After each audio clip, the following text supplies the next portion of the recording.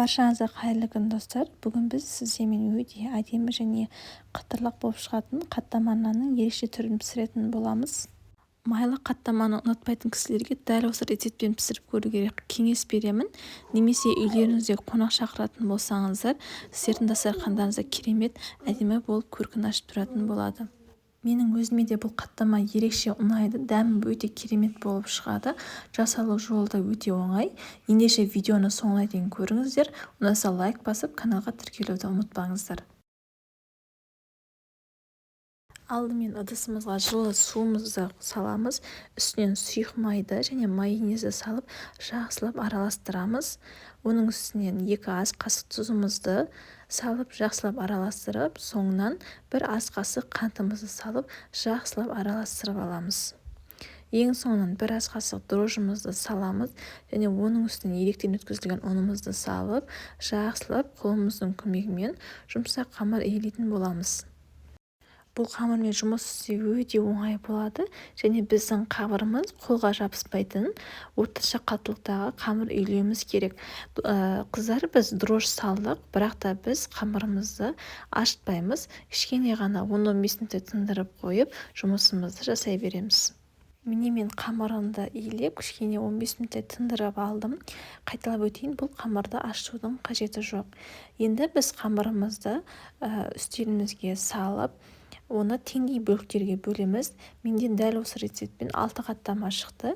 Егер де сіз формасын кішілеу етсеңіз, оны 7 немесе 8 бөлікке бөлсеңіз болады.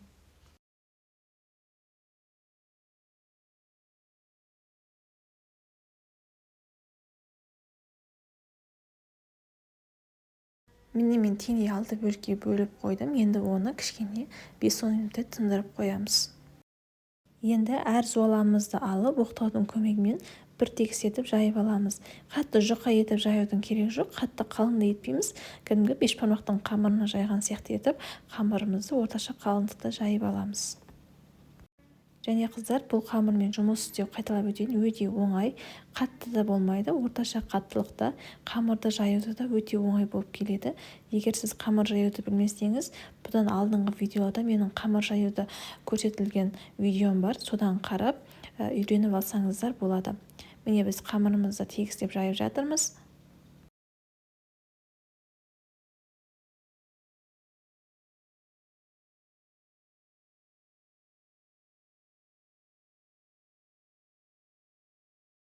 Міне достар, мен қамырымды көріп отырғандарыңызды жайып алдым. Енді осыған бөлме температурасындағы еріп тұрған сары майымызды алып, ортасына жағатын боламыз. Біздің сары майымыздың сапасы жақсы болғаны дұрыс. Майлылығы жоғары сары майды қолдануға тырысыңыздар. Біздің сары майымыздың майлылығы 82%-тен жоғары болса өте жақсы. Егер де ондай сары майды таппасаңыздар, 60%-тен асатын сары майды кез келген түрін қолдансаңыздар болады. Енді біз майымызды тегістеп жайып болғаннан кейін дәл видеода көрсетілгендей етіп осылай тығыздап орап шығатын боламыз. Майымызды бөлме температурасына ертуге тырысыңыздар, сонда сіздердің қамырларыңыз қатпары әдемі болып шығатын болады.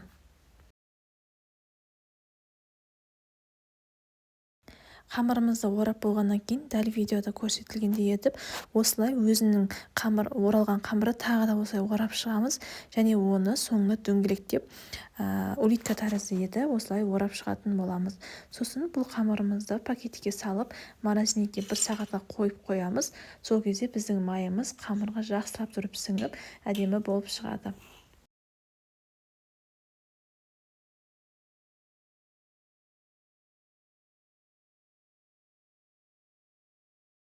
Міне қыздар, біздің қамырымыз морозильникте 1 сағаттай тұрды. Егер де асығыс болсаңыздар, жарты сағаттан кейін қолдана берсеңіздер болады. Енді оны столдың үстіне қойып, оқтаудың көмегімен дәл осының бетінен ұзырларын бұзып алмай, жақсылап әдемілеп жайып шығатын боламыз. Қыздар, дәл осы қамырды морозильникке 1 ай көлемінде сақтап қойып, кез келген уақытта шығарып, ерітіп, осылай жайып қолдана берсеңіздер болады. Қолданғанға өте ыңғайлы және дәмі де бұзылмай әдемі болып тұрады.